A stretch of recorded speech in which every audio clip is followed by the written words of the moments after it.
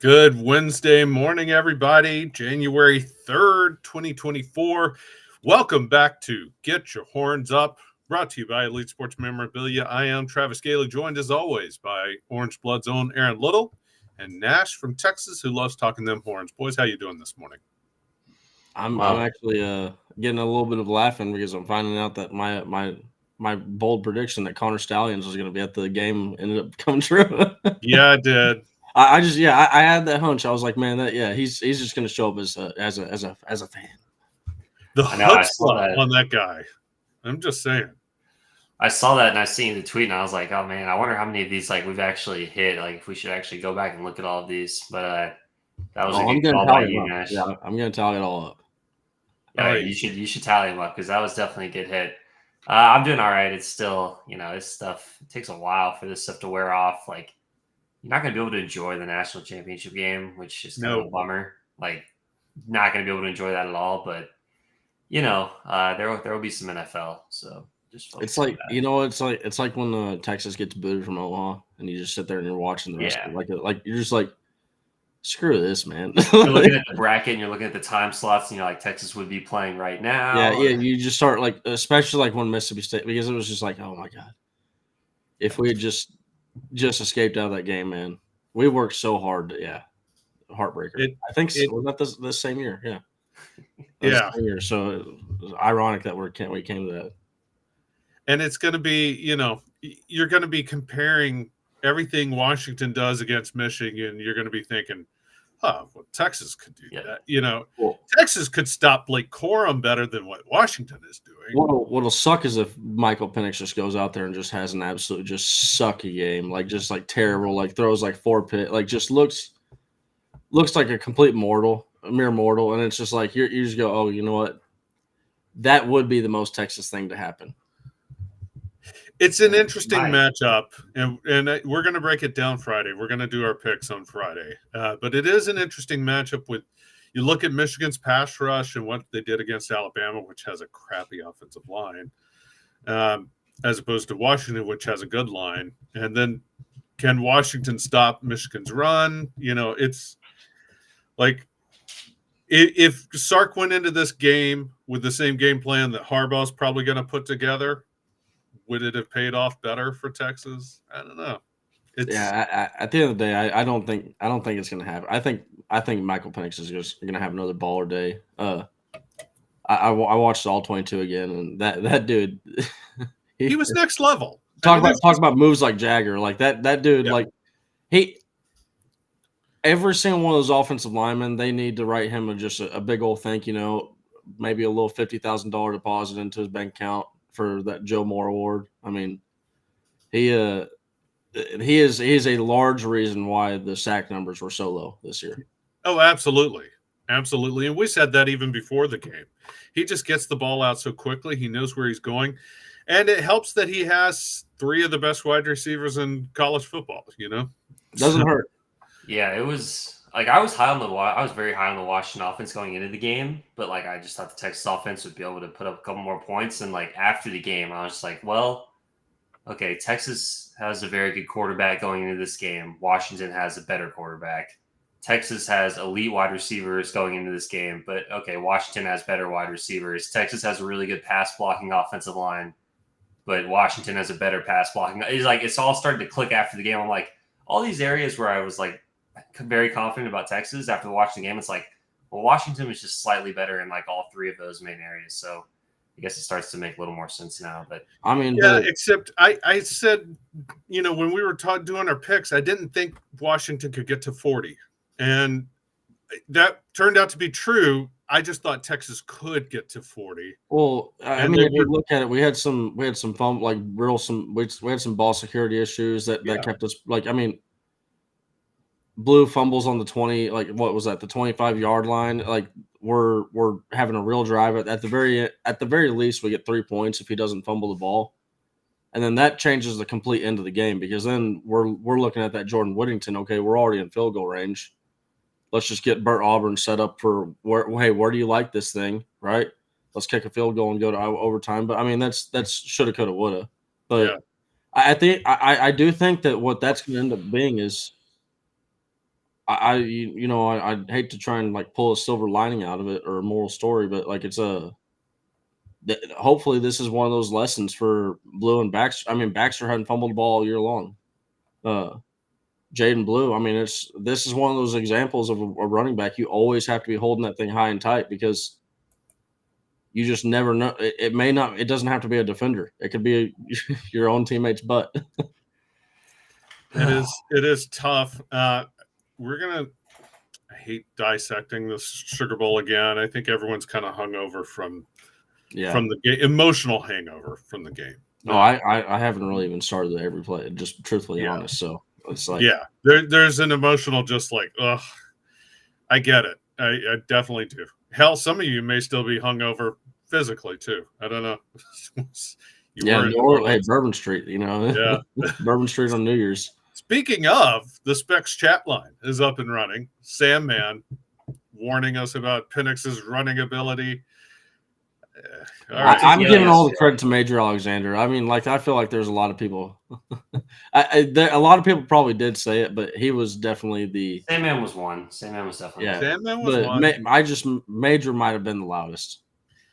I feel like you guys lucked into that.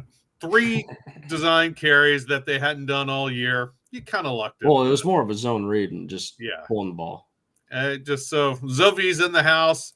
Benny Rogers in the house. His Horns didn't win, but his Malakoff Tigers still got that shine on. Stoopsified checking in, saying he knows the pain. Sorry, y'all. Oh, that's classy of you. Thank you, Stoopsified. The Tower is in the house. Hookem, morning, everyone, as is the longest horn. Sam Hayes is in the house. Also wanting to hammer the Michael Penix Jr. running. We talked about it yet. We took the L yesterday. We're moving on. Everyone relax. I'm still not taking the L. I'm not giving up that fight yet. We have to take the L. I know, but I'm just saying. Damn it. All right. Hookem, Scott in Texas. Sandman is numb. Plethora Pinata's got his horns up. Texas Mama is in the house. Sark After Dark is in the house. 44 days to college baseball. That's right, Sark. Honolulu Blue Collar. Well, there's a new name. Look, I haven't noticed. Sorry, Honolulu, if you've been in the chat and I've missed it. I apologize, but welcome to the show if you haven't. Kevin Houston in as well. Lots of people in the Specs chat line. You know who's not in the house? Who's that? That's right. Number 8, Xavier Worthy. Number 1 now, but... number 1 now, but he was number 8 when you bought that jersey from Elite Sports Memorabilia, who, by the way, there are Xavier Worthy jerseys still available. A few. We'll get to more about Elite Sports Memorabilia's offerings a little later, but, if you have the generic QR code, go ahead and bop that up, because why not? We'll give them a double hit today. Real quick, like I mentioned, there are some Worthy jerseys still available for purchase at Elite Sports Memorabilia. If you scan the QR code, go get them. There's 1 full-size helmet left, only 1. There's a couple of minis and a couple of jerseys left. So the Worthy memorabilia is going fast, just like Xavier Worthy goes fast, just like he is heading fast now off to the NFL. Xavier Worthy, he gone. You can for all like kind of the a little bit of hate. He had some fans that were. He had a lot of hate. He didn't have a large fan base for a little bit there. Man, and that, I mean, maybe that's to be expected. I mean, when you kind of are negotiating, it's like almost like Deebo Samuel with the 49ers, but it's just man, that dude, he was a Longhorn through and through. Like that dude was an ultimate Longhorn. He gave very similar to Jordan Whittington, just in a shorter time span. He gave everything. I mean, I've mentioned it so many times on this podcast this year. This is a guy that I saw him limping from the first time versus Louisiana Monroe as a true freshman. He's limping on the sideline, but as soon as he hits the grass, he's running right back to normal again. And it's just, he's a dude that he is one of the toughest football players I've ever seen for how small he is. I know that's going to be called into a question, and any of the draft analysts that think that that's a question, just go ahead and mark those guys off as the guys that have not watched film. It's funny you mentioned him. Like, you remember watching him against Louisiana Monroe limping. It's like, and he continued limping, but also lighting up defenses till the bitter end. Because, you know, if you ask people like, hey, how many games did Xavier Worthy miss throughout his career, they would probably guess a few, but he never missed a game. He was always playing through something, and it was just like, it's tough for a wide receiver that size to play through all the stuff that he played through, and it's definitely going to be a major question mark at the next level. I mean, it's going to be really tough for him to last throughout those entire seasons, but he always found a way to be available, man. So it's well, I mean, he's like, there's multiple times I've seen him like get walloped, like absolutely just demolished, and you're like, oh my goodness, bring out the training staff, and he just pops right back up, and it's like nothing happened. Well, and that raises the question, you know, he told the press before the game he still wasn't 100%. How different would the Sugar Bowl have been if we had seen a 100% Xavier Worthy on the field? I mean, he only had 6 targets on the night with 2 catches for 45 yards. I mean, it's worth pondering. Would Texas be playing for the national championship Monday if Xavier Worthy were 100% healthy? I think it's I thought about that as soon as I saw you saw this question. I was like, man, it's just those, like, the all 22 showed it again. Same thing. It's the same story for Adonai Mitchell. So many of their targets. Well, I say so many. It's 5 targets, but still that's 2 or 3 targets that can end up being a lot of yards, and then also extending drives. Getting knocked down at the line of scrimmage. It's just, and then also at the same time, he did also have, we got to put some respect on Jabbar Muhammad. That dude is a legit cornerback that he was covering. I mean, it was good on good. Absolutely. Yeah, it seemed like, you know, it seemed like basically the classic Xavier Worthy experience throughout the game. It was like he came into the game kind of healthy and ready to make plays, and then he got more dinged up during the game, and he still made some plays late in the game. He had a really nice catch down the sideline.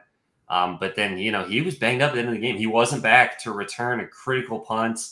You know, they weren't looking to him at the end of the game on the 12-yard line, which, you know, you got to go to the big body guys there. But, you know, it would have been nice to have him 100%. But, you know, with receivers his size, even with the month to lay off, there's just not going to be many receivers that size that are 100% this late in the year. Where, you know, it's almost fortunate to have him out there, basically, honestly. Well, and that last target went exactly how we all thought it would go. We all said if the season's on the line, game's on the line, if there's one target you're putting the ball to, you're throwing it to Adonai. Yeah, because he's been Mr. Clutch all year long, every single time. Absolutely, and you know, I don't put that on Adonai either. No, he's the red zone threat. I mean, just pure and simple. Like it is what it is. I liked Sandman's comment of Worthy being 150 pounds of pure grit. You know, you talked about it. He did get a lot of hate. There was a lot of hate and shade thrown his way over the first 2 years, but especially last year when he was, you know, playing with a broken hand and nobody knew about it. And his frustration level built. The fans' frustration level built. It was not a good. It was too much shade thrown his way, frankly. But it wasn't a good situation for anyone. Which I will reiterate. I've said it before. I'll say it again. That's kind of on Sark for not letting people know that it was a hand injury, that he was dealing with a hand injury. Again, I don't know how you could. People were like, "Well, you can't give away injuries. The opponents will know." What the hell is an opponent going to do to stop somebody with a broken hand? I mean, are they going to stomp on his hand again? I mean, like, what the hell could they possibly? That doesn't impact the game at all. Just let people know what the hell's going on, and you know, the hate he would not have had to endure the season that he endured last year. And make no mistake, it was a lot of shade thrown his way. He saw it. He heard it. It impacted him. He talked about it in the spring. It impacted him. That's kind of on Sark. But that rant aside, I I mentioned the Specs chat line is up and running. By the way, guys, if you have a question, throw them in there for us. We're happy to answer them. Of course, the surest way to jump to the head of the line is with a super chat. We love them super chats. So be sure and throw those in there. But, so he's going off to the NFL. We've talked about how much he has played in pain. And Aaron, you made a great point. This late in the season, a guy that size being able to be healthy the odds are pretty slim. That's got to factor into the NFL draft thought process, right? When a team is looking to draft Worthy, that's got to be a factor because he hasn't gone through season healthy yet. Now, a broken hand, that's a fluke injury. An ankle, though, not so much. That's something that's going to happen to receivers. That's going to, how much of an impact will this have? Where do we see him sitting in the NFL draft come in? Yeah, I mean, people are going to know, the NFL guys, they're not just going to be like, 0 games missed. He's the most durable athlete of all time. They're going to know he was always banged up. He's going to be a super interesting prospect because, a lot of front offices look at this stuff differently. There are going to be some teams where Worthy is just not on their draft board just because they're going to say this guy is too small. We don't think he's going to last throughout the course of a season, throughout the course of a career. He's going to get injured. And there's going to be some teams that are going to be like, Xavier Worthy is a priority because we want speed. We want big play, explosive ability. So it's going to be interesting because teams are going to love him or teams are going to be like, we're just going to go in a different direction and take a different size wide receiver. So, I think he's going to end up being an early to mid second round pick. I'm not sure he ends up going in the first round, but I think durability is going to be basically the only question. The hands will be a question. People will watch the film from his second season, even though he definitely had better hands this year. I don't have too many concerns about the hands. I think he'll be fine at that level, but teams want those big plays, but teams also want durable wide receivers. I'm obviously, it's well documented, I'm a Chargers fan, and Tom Telesco, who is fired now, but he always wanted big guys. That's what led them to Mike Williams. That's what led them to Quentin Johnston. That's what led them to Justin Herbert. Across the board, they wanted big guys, physical guys, durable guys. But you're going to look at teams like the Dolphins or maybe the Chiefs, and they're going to really, you can't have too many weapons. So, I listed Bills, Chiefs, Chargers, Dolphins, Bears, Jets, Cardinals as some of the teams that come to mind. It's going to be super interesting. Nash, what are you thinking from an NFL draft perspective for Worthy? I mean, well, so first off, what you said, I think is perfect. There's some teams that are just going to say, no, we're not even looking at them. 100%. But, and then, tell me, this is not the perfect Dan Campbell type of dude. Right? Dan Campbell, he's biting people's kneecaps off out there. He's just, because I've mentioned it before, it's the AJ Hawk quote, right? There are certain GMs who love this type of stuff, right? Yep. Yes, he's had these injuries, right? But there's a difference between being hurt and being injured. If you're injured, you're off the field. If you're hurt, you're still playing football. And while, yes, their injury history is a thing, what some GMs do like is they say, hey, if I'm going to spend first and second round money on you and you're going to play through, if you're going to be injured and you're still playing, you're still giving me a return on my investment. Some GMs like that. So there's that, but I think, man, we live in this day and age of speed. Yep. And I think that's what's going to get Worthy drafted. And I think it's what's going to get him drafted high. Do you have the picture that I sent you? Yep. So this is just an anonymous. Now, y'all probably, if you're keen to Worthy stats, you already know which one he is. But player A, 4.33. Pretty. Not a lot of wide receiver stats. He went second round, 56 overall. Okay, player B, 4.27. That went 12th overall in the draft. Didn't have a single 1,000-yard season. Where do you think player C goes? And that is, so we'll just go ahead and get this out of the way. That's Xavier Worthy. And a 4.35. I want to say this. That's if he were to stub his toe in the middle of the run. And he didn't get a second run because he had a false start or whatever they call it. So my entire point with this is if he runs a sub 4.3 with those statistics, I mean, his freshman year, he was on the radar. I can tell you right now, as like somebody that follows dynasty football, he was on the radar big time. Who are players A and B here? Player A is Mecole Hardman. Player B is Henry Ruggs. So Henry Ruggs. Yes, but so he just that field stretching role is an incredibly valuable role for football offenses because it opens up the lanes for other wide receivers to throw, and that's exactly why you want to fade guys like a Jameson Williams or a Henry Ruggs in offenses because they're not going to get targeted much because they're going to end up drawing double coverage safety over them. Because if a safety doesn't follow them, then it leaves a one-on-one, and then if they beat their man, a la a Terrence Brooks, a Rome Odunze, not getting help over the top, then that's problems. So I think that his speed, if he can run a sub 4.3, which I think he can, I mean, I feel like 4.2 is. I mean, Devin Duvernay ran a 4.39, and that's fast. But I think Worthy is just like a next level speed. If he runs a sub 4.3, I think he goes top 20. I would be interested to see if he goes top 20. Go ahead, Travis. No, I was good. That's fine. I'm with you. If you're, it just takes one GM. Is a cliche one for GM. a reason. That's all it takes. Right? Like it Aaron only said, takes one GM has to just say, you know what, that's my guy. I want what that I'm speed. trying to say now. It is a cliche because there's a lot of truth to it. It's like the draft day. It's like the draft day that no Xavier Worthy no matter what. Yeah.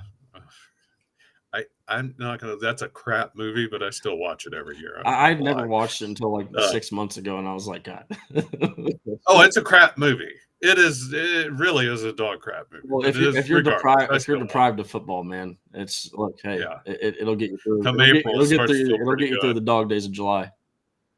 And I was going to say, by the way, to be fair to Henry Ruggs not having a 1,000-yard season, he had a lot of competition in that for wide receiver catches in that. Well, to be fair for Worthy, he had a lot of competition this year and had his best year. Xavier Worthy had a lot of competition this year. To that point, if you pull up like ESPN's NFL draft rankings for wide receivers, obviously Marvin Harrison Jr. is number 1. He's got a 97 grade according to ESPN.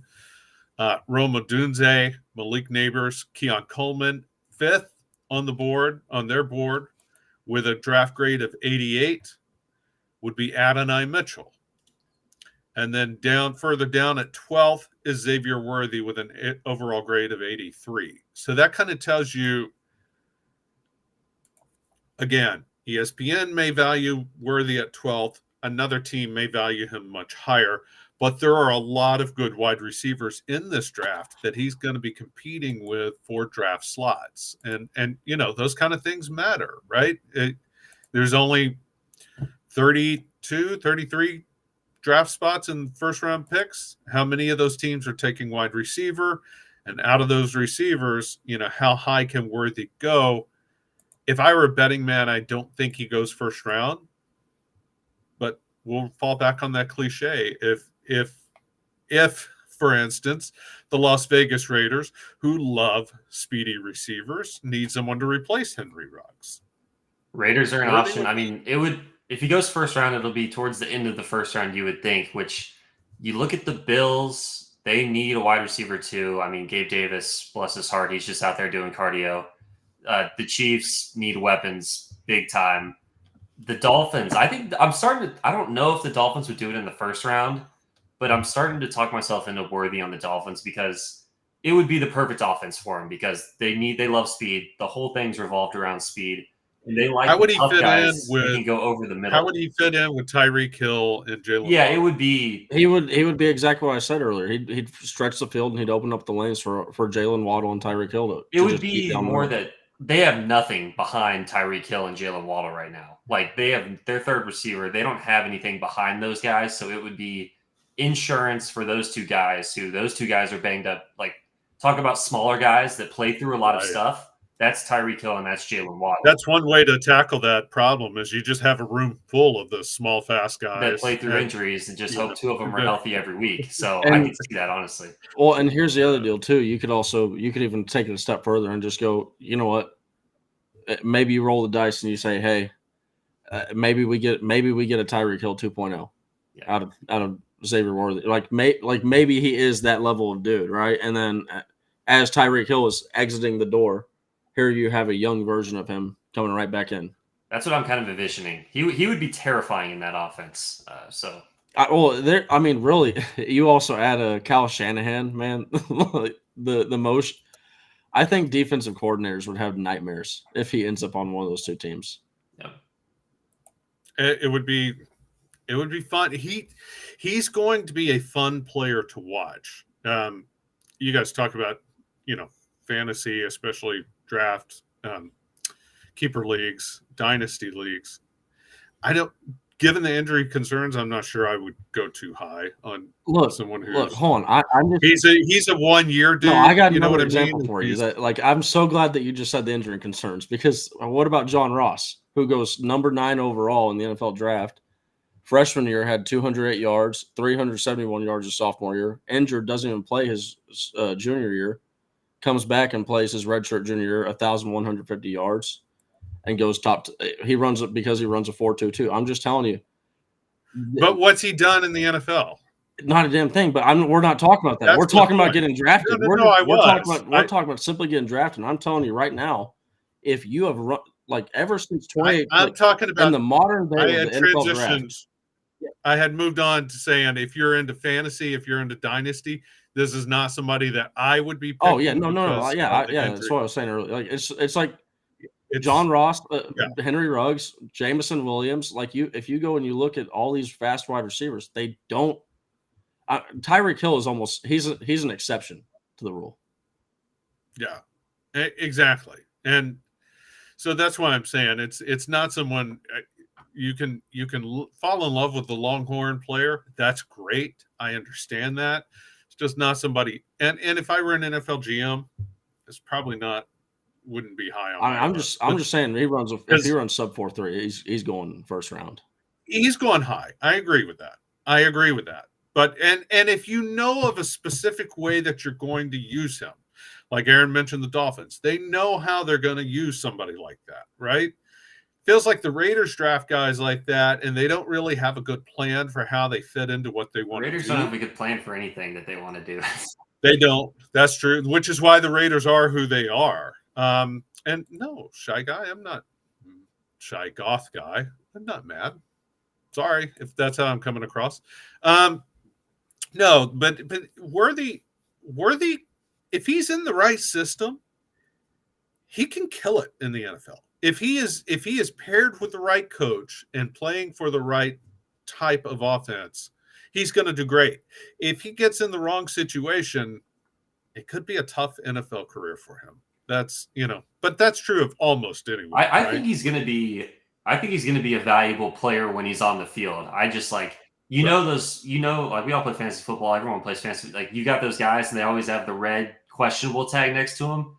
Worthy's going to be questionable like 85% of his games. And he's going to play a lot of them, but that guy is going to be questionable every Wednesday. That's actually a really great over-under to say out of the 17 weeks of the fantasy football season, how many weeks is he going to have a questionable like 14 tag? And a half. And I would probably I'd probably put the over on 15. It's just but to the point earlier, he's going to walk out there and he's going to play, and it is going to be one of those things that's going to piss off not only coaches but fantasy football players, because they're going to be like, is he hurt or is he not? Is he like, because he's going to have he could like be legit injured, and then he'll maybe go out there for like a couple snap, like a 17 snap percentage or something like that, and just ruin somebody's day on the roster. And he'll be on your bench because you don't trust whether he's going to play or not. Hopefully not. I mean, I'd love my Longhorns to if Adonai Mitchell goes to Kansas City. That would be nice. But talking about players and fits, I like what flashed in my head is Rondale Moore going to Arizona Cardinals, right? Like he's the same explosive type talent. I actually think that's kind of a fair comp too. By the way, both have value as punt returners.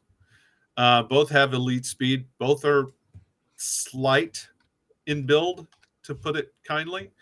And he ended up on a team that doesn't really know how to utilize him. I mean, maybe some of that is Kyler Murray. You know, he just can't see over the line to see his Rondale Moore going down the field. I don't know. Yeah, there's going to be Rondale Moore. I've already heard some Tank Dell. I think Zay Flowers is a good one, like a guy that lands in a good system. The way the Ravens have used Zay Flowers, where like we're using you on bubble screens and we are running you down the field. That could be a good way to use Xavier Worthy. So I think Zay Flowers would be a good outcome. But yeah, it's going to be a very interesting NFL career to track because there's definitely a very high ceiling and a low floor, which always makes for fun draft debates and just like makes for interesting career to tracks.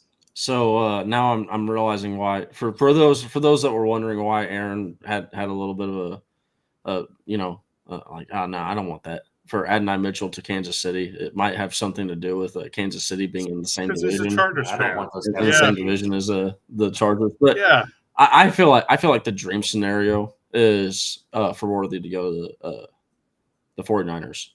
Just like it's not it's not going to happen, right? But it just like it feels like if Shanahan were to draft him, it would be because Shanahan he said, you know what? I want to use that guy in a certain way. And I maintain like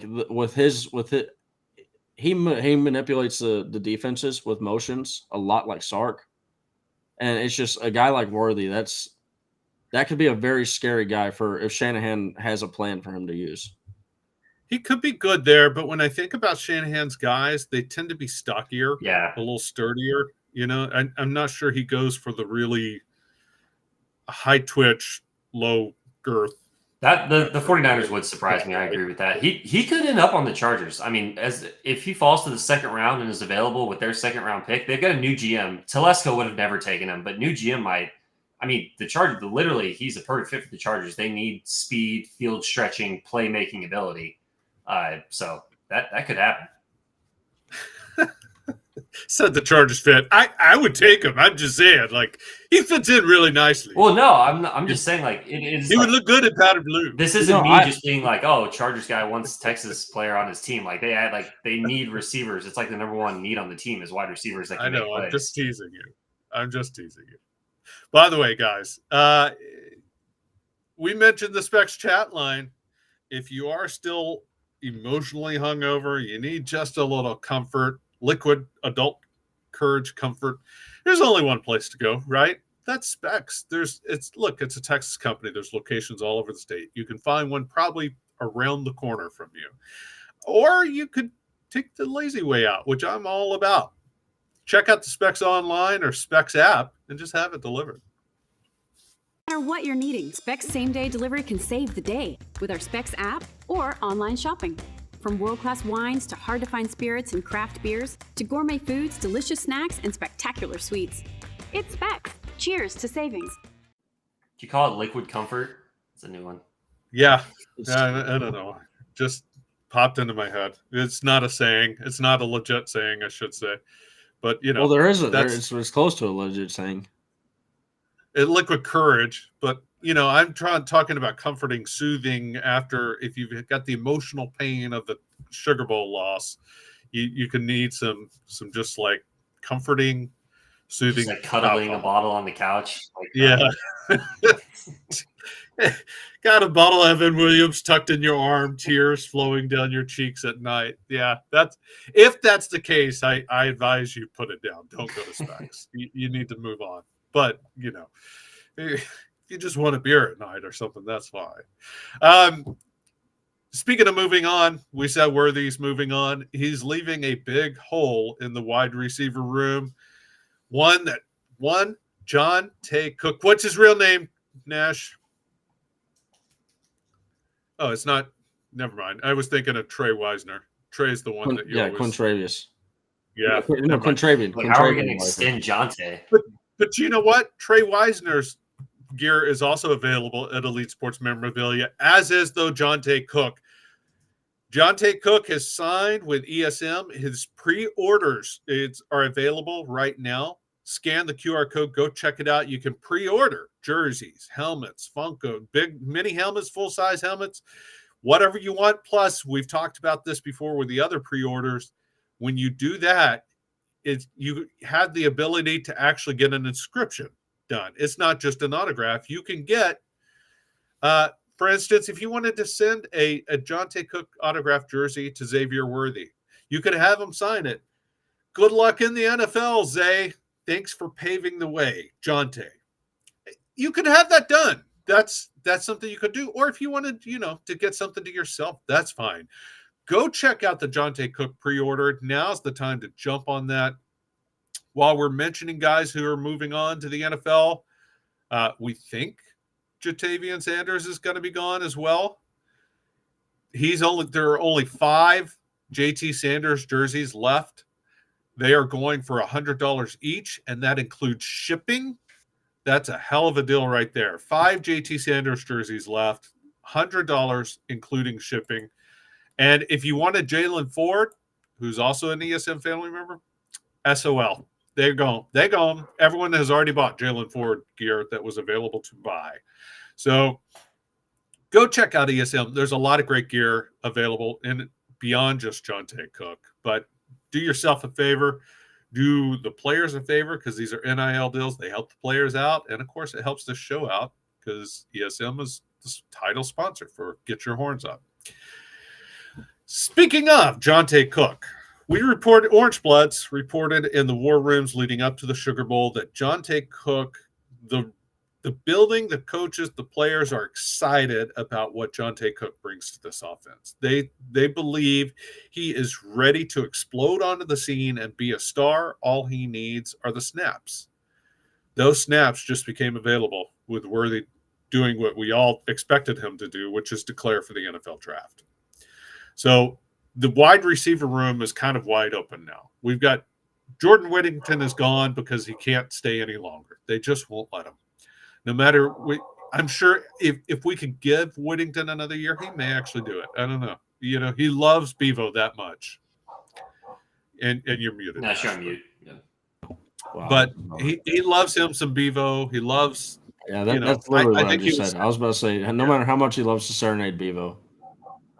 Yeah.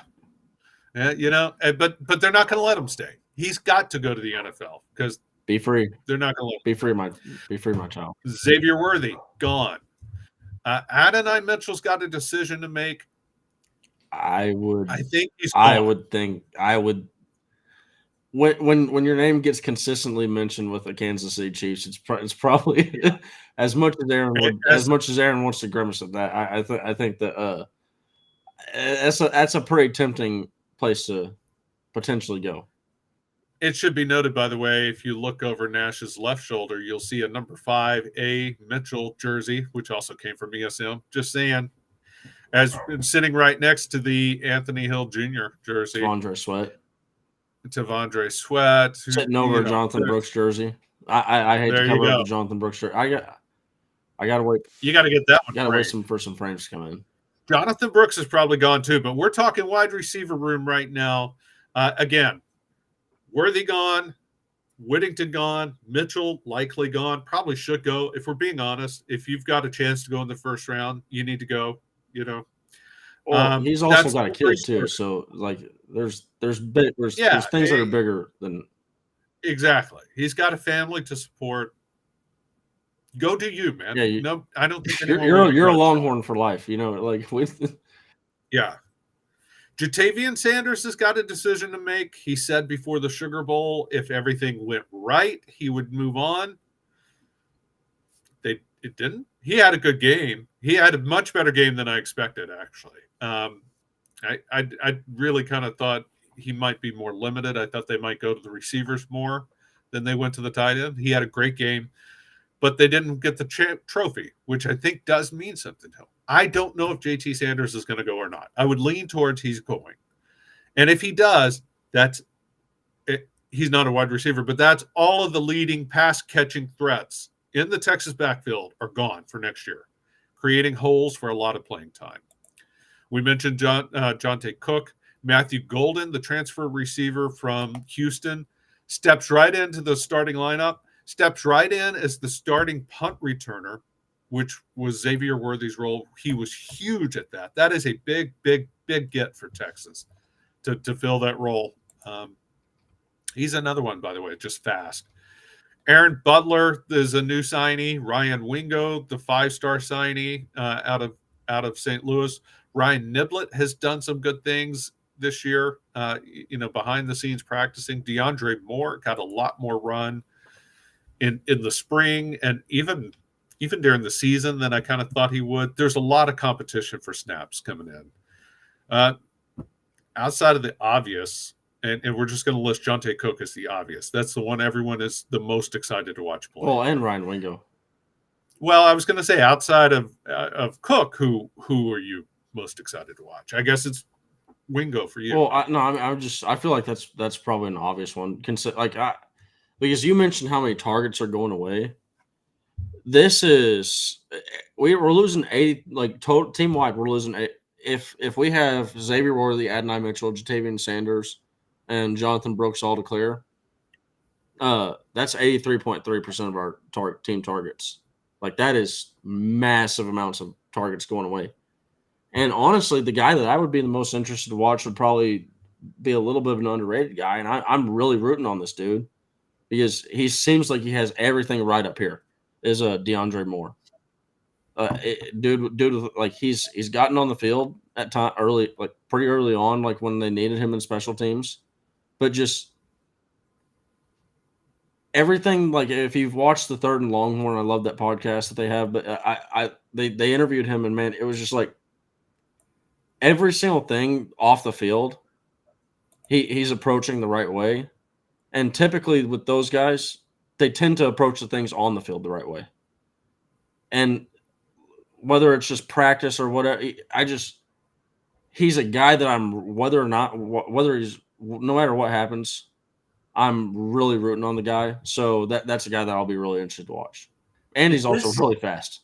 If this is the wide receiver room that they roll into 2024 with, Travis, would you be comfortable with that? Because it's tough, because this is year 3 of Quinn coming off of a college football playoff appearance. Like, the expectations are going to be high. Like, the expectations are going to be compete for the SEC title, make the 12-team playoff, and then do some damage in the 12-team playoff. Are you comfortable with the wide receiver room as currently constructed?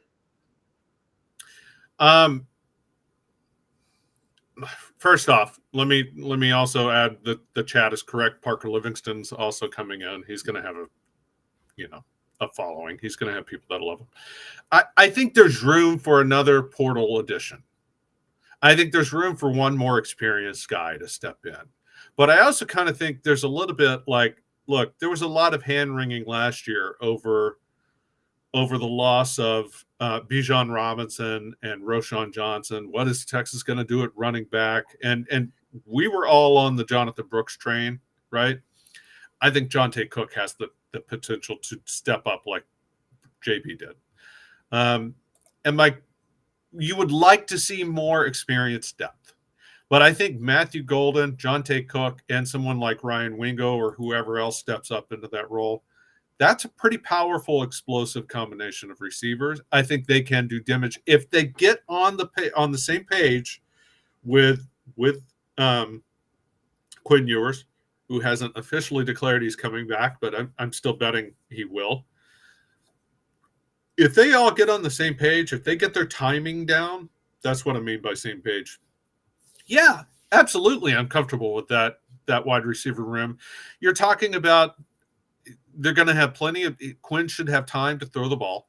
The offensive line is going to be – I think has a potential to actually improve next year. I think they played well this year, but I think they can get better next year. I actually think Cam Williams is a step up over Christian Jones, and Christian Jones is about to go to the NFL. The interiors should be another year more experience. Yes, I would be comfortable with what the weapons that this wide receiver room has. Are you not? Go Aaron. I wouldn't be like, I'm not like concerned about it, but the thing I think about this year is like, yeah, we talk about all the targets. Like all the targets went to Worthy, Mitchell, Whittington, Sanders, or the running backs, right? All those guys, like I don't think like Worthy, Mitchell, Whittington didn't miss a game combined, right? I think all three of those guys played every single game. That's rare. And I never like you hate talking about injuries, but it's football and these are long seasons and the seasons are only getting longer in college football. Like we are adding games to the schedule to where I'm just worried about the depth a little bit to where if Jonte Cook misses a game or two and then he comes back and then Matthew Golden misses a game or two, like Wingo is going to be awesome, but is he going to be awesome, like ready to go in a Steve Sarkisian offense in the SEC, like year one as a true freshman? I don't know about that because, you know, he played a smaller high school in Missouri. He's got all the tools, but like as a true freshman, I don't know. DeAndre Moore could step in, absolutely. Aaron Butler has a lot of juice. They just signed him, despite him never visiting the campus, which I think is pretty cool. But I would feel a lot cozier if they added one more portal guy. Not even from I think the guys they have right now on this list are good enough. I'm just worried from a depth perspective. Like, it would make me feel a lot better because like they have their top 3 wide receivers healthy all year, and I just I don't know if that's going to happen. I mean, I'm kind of with Travis on this. I'm not really that concerned, and the reason why, a big reason why is if you look at how Steve Sarkisian, if you're trying to pitch to Cedric Baxter and Jaden in a world where Jonathan Brooks is gone. If you're pitching to Cedric Baxter and Jaden Blue saying, hey, we're going to use the heck out of y'all this year. Just, we're going to hammer home the running backs.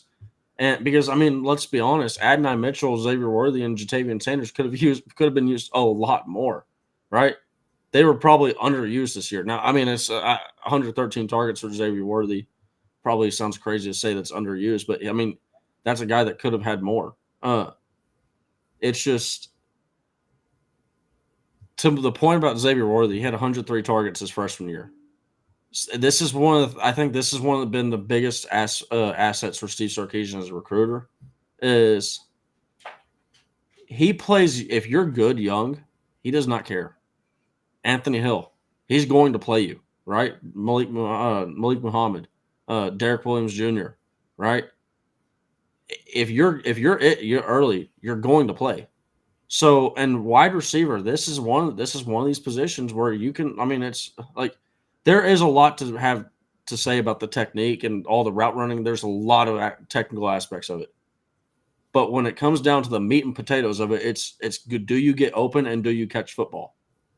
And if you can do those two things, you're going to get on the football field for Steve Sarkisian. So yeah, I feel like at the end of all we need is one or two dudes to show up. And honestly, Gunnar Helm, I think, is a little bit of an underrated guy at the tight end position. And I think Cotton brings up, I mean, to answer Cotton's question, they're not going to rotate wide receivers less than they did this year because they did not rotate wide receivers. No, it was pretty much a lockout on snaps. I think this would be natural, especially early in the season, just like if it is, because there's going to be a lot of competition within this group. Yeah. So they're going to want to see the competition continue when the season starts. Obviously, a trip to Michigan makes it hard to do that because you need your best guys on the field every snap of that game. But in general, I mean, yeah, there's not going to be less wide receiver rotation. I know that's probably not exactly what he meant, but I think there's going to be more. There wasn't like he's always going to say there was competition, but there wasn't really like they entered the season knowing this is going to be Worthy, Mitchell, Whittington, Sanders. Like they knew that was going to be the case. There's going to be some legit ambiguity like among the coaching staff and the team, like to where guys can actually earn roles and surprise the coaches. So yeah, there's going to be more competition, more rotation, more of all that stuff. In my opinion. I feel like this also kind of this might. I remember watching the Alabama game, and just like he really had Hudson Card limited, and like just the way that put in and then Hudson Card started to look good, right? And then he puts back in Quinn Ewers just on like because Quinn's healthy, even though Hudson Card was looking good, right?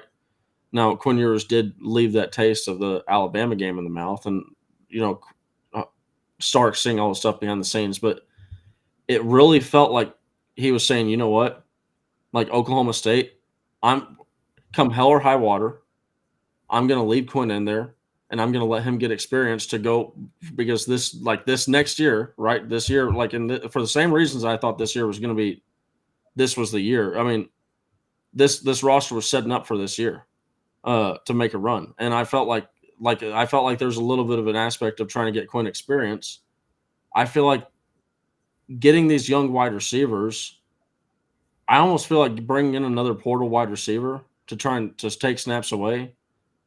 Like we're talking about a year 3 where you're going to have a year 2 Colin Simmons, you're going to have a year 3 Anthony Hill, a year 3 Malik Muhammad, a year 3 Derek Williams. I know this is probably looking a little bit too far in the future, but that's the year that that's going to be another year that we're going to have a legit shot at a run, because I'm telling you right now, at the current rate of things, Derek Williams Jr. is going to be gone as year 3. Anthony Hill Jr. is going to be gone after year 3. Malik Muhammad is going to be gone after year 3. So it just, I wonder if this could be a situation. I hope almost that, hey, let's get these guys the snaps that they need. Yeah, and you talk about when the windows to win, and it was like, yeah, it felt like one this year when everything got rolling. It was like you've got Mitchell, Worthy, Whittington, you've got just this stacked group of wide receivers that are elevating the offense, elevating the coordinator, elevating Quinn Ewers. It's going to flip next year for Quinn Ewers. Like, being a third-year quarterback as a guy that's going to be high in the Heisman odds, he's going to be high on the mock drafts, assuming he comes back. It's got to flip. It can't be the receivers have to elevate Quinn Ewers. Quinn Ewers needs to make these wide receivers. He's going to have to lift up. He's going to lift up his teammates. It's going to be. You know what it's going to be for Quinn? It's going to be a prove it year. That's actually you. It's going to be a prove it year. And I was thinking about that earlier, but I just like Quinn. I think the one last thing that Quinn is missing, is pocket manipulation. You saw Michael Penix. Michael Penix was doing it. His pocket manipulation is amazing. The way he's able to avoid people in the pocket. That you mentioned it, Aaron. We should have seen it coming. You mentioned Quinn Ewers' pressure to sack ratio is of the highest in the nation. It's just he's got to be the elevator. He's got to get better in that aspect. This year, the floor raisers were the weapons in Sark. Quinn needs to be the guy that raises the floor for everyone else around him. That's going to be the big step for him in year 3. And if he does, honestly, that sets him up nice in the Heisman race. Yep, for sure. Yeah, no, it's super interesting. Travis, you got any thoughts on that? That's a great point. Yeah. Travis, I think you might be lagging a little bit. So let's do this. Yeah. Let's project. I agree with you guys. Quinn's got to be the guy leading one. Let's project. Yeah. Can you hear me? You're just lagging a little bit. You can hop out and reset if you want, or you can just trust that there's a lag. I don't know. But yeah, he's like 10 seconds behind us. Yeah. I don't know. Yeah, Travis, I think you should hop out because this is going to be tough. We'll just carry it for right now. Yeah. So it'll be, another guy that's interesting is Ryan Niblett, because, Sark loves his speed, right? And I mean, yeah, he's 5'10", 183 pounds, right? But let's be honest, Devontae Smith, Xavier Ward, Sark's got a little bit of an affinity for these dudes.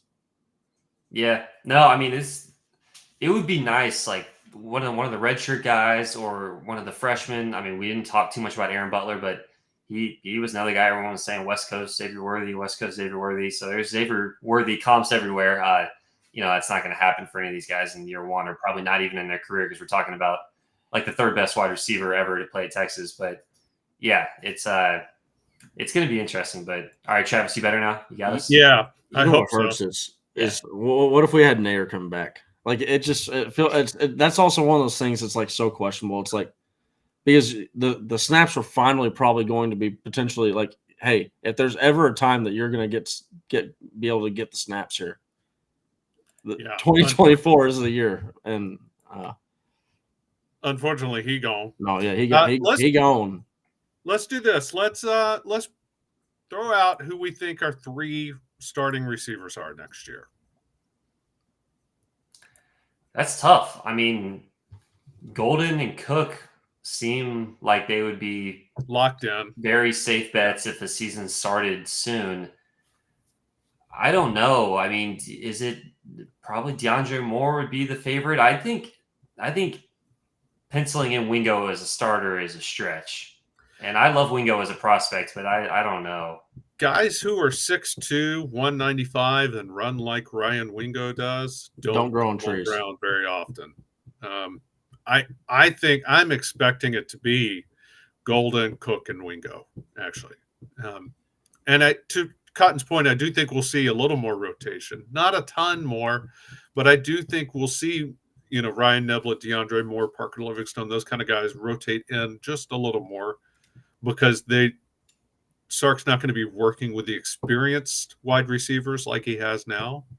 But yeah, I'm all aboard the Wingo train. I think that dude is going to step in, and we'll start to hear it during winter workouts, right?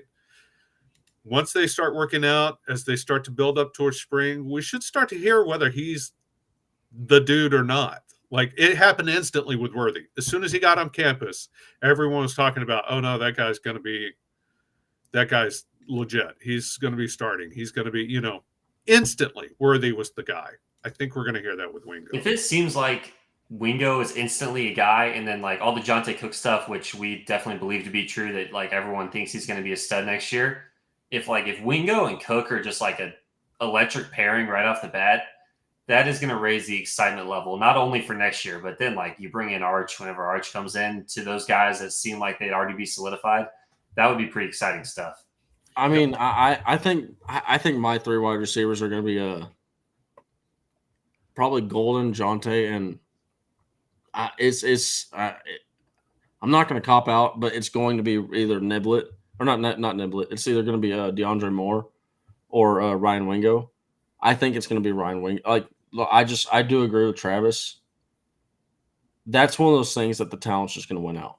But to be, that could also happen for DeAndre Moore because DeAndre Moore is a very talented wide receiver. Absolutely. And it's just, man, when you look at what's happened, like we had the resurgence of Isaiah Nair in camp, and he was looking like he was going to do a lot of good things, and then he got taken out. It was very similar to Xavier Worthy, like what we heard from Worthy. When you're also looking at the snap counts, man, I think Matthew Golden, he fits up perfect for what Xavier Worthy did. A lot of people probably would they'd probably just be like, if they were lazy with it and not thinking too much, they just look, okay, see, fast guy, similar body style to Jonte Cook. Oh, that's Jonte Cook, right? Jonte Cook's gonna fit. If Jonte Cook snaps are any indication, he does not move to the slot that often. He's going to typically stay outside on the outside. So that leaves another outside wide receiver, and maybe Ryan Wingo can do it. Maybe DeAndre Moore can hold him off. We'll have to see. That I think that'll be really the battle is DeAndre Moore and Ryan Wingo. But I just think I agree with you, Travis. That there's not many dudes that run like him that are 6'2" and 100. Like, and especially if he comes in and adds weight. Like if he takes things serious. And he adds just like 5 or 10 pounds in the off season. Like, this is a dude that could do some really good, exciting things. It will be fun, and like I said, we should start hearing it soon. By the time, we will hear it soon. If you don't hear it soon, it's probably going to be right. It'll probably end up being a DeAndre Moore, right? Who we heard buzz about early last year. As soon as he got on the campus, you started hearing, oh, DeAndre Moore is pretty good. It wasn't the same Xavier Worthy type buzz, but buzz nonetheless. Jay Lee is going to close us out with who didn't do what? I said a couple drops from Lake Murphy, but that dude was throwing bullets in the spring game. Exactly. That thing was Jay Lee is going to close us out with a $5 super chat saying, have you guys seen how much bigger Jonte Cook is than Xavier Worthy? When they're next to one another, Cook is twice as thick. He is thicker. He is thicker. All the Cook stuff is very promising. I mean, the wide receiver stuff is promising. I think my point is like we're having this Wingo or DeAndre Moore, like who could potentially be the third wide receiver debate. I would just feel really good if this was a who could be the fourth wide receiver that could potentially then push for playing time as a third or as a number 2 guy. Where because if they have 3, if they get one more portal guy, it's like established, then it's like, okay, you can bank on Matthew Golden, Jonte Cook, and to be determined portal guy. And then you have the wild cards of DeAndre Moore, Ryan Wingo as a true freshman, as opposed to, okay, you could bank on Golden and Cook, 2 guys we've never really seen play for Texas. And then we need one of these other guys to also be a regular contributor. That's where like the difference is where, like, obviously, yeah, like you want the team to have more good players. It's not really a hot take, but that is where like I would be that wide receiver would still be my main priority if I'm this coaching staff, I think. So, Aaron, here's my thought, because we all knew this was going to be a really tough sell to try and bring back Cedric Baxter and Jaden Blue back together. Let's just be honest. It's like, well, once the toothpaste is out the bottle, it's hard to get it back in. And Jaden Blue really he had moments where he looked really, really good. Like he could be a starting running back on a lot of college football teams. And I wonder, man, like, because in Steve Sarkisian, he's also not the type to go out there and BS guys, right? Like he feels like a guy that's pretty honest when he says, "Hey, this is the vision I see for you. This is the future." Jaden Blue, we saw him be used as a receiver, especially in the game that just counted the most right now, the college football playoff game. Used him at one of the most critical points. I wonder, man, maybe we see a little bit of a Jaden Blue out there. He's a guy that can go. He can move to the slot. He's got plenty of speed. He can route run. Maybe use his dual threat ability to try and mitigate that lack of a third or fourth wide receiver. It's possible. I love throwing to running backs when they had Bijan. I mean, the main thing that got me mad during that season was just like, why is Bijan not getting like 8 targets a game? Not running routes. Like he's a route runner, and you're like, he's Christian McCaffrey, but he's not being used like him. Yeah, that made me mad. But yeah, no, I agree with that point. Guys, I think we got to wrap it up there. Lot surprisingly good. A lot of Xavier Worthy talk. I loved it. For sure. Sandman. Just wanted to thank you, Aaron and Travis and Nash, for getting up early every morning to give us Longhorn content, even through the tough times. Much appreciated.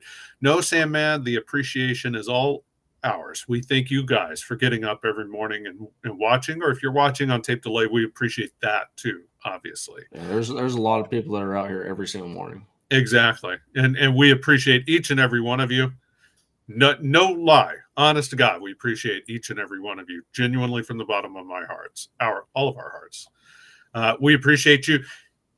Hit the like button for us, though. That would help us out. We appreciate that, too. And subscribe to the channel. There's a lot more great Longhorn content coming up.